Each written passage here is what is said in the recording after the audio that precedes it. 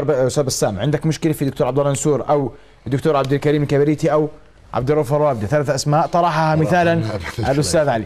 انا عندي مشكله مع اي رئيس حكومه قادم لا تنطبق عليه المواصفات التي نريد. هذول ال3 اسماء في عندك مشكله معهم؟ جوابي واضح.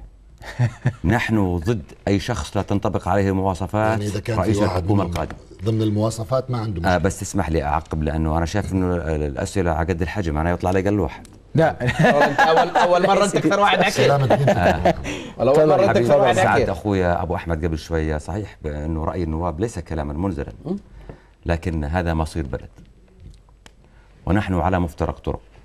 امامنا خيارين: اما ان نحمل الامان بمسؤوليه ونخرج ببلدنا الى بر الامان، والا فلنحزم امتعتنا اذا سمحوا لنا والى مخيم كمخيم الزعتري.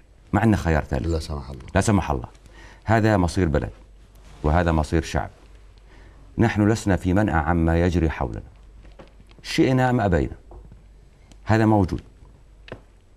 وكل الذين يطالبون بالاصلاح ليسوا خونه ابو لم يخونهم احد اطلاقا. نعم. ويجب ان يكافئوا، لا يجب ان يسجنوا، يجب ان يكافئوا، لان الذي يتحمل ينزل الى الشارع ويتحمل المسؤوليه ويطالب بالاصلاح ضمن ما يحدده القانون، هذا شخص يطالب يضحي من اجل الاخرين.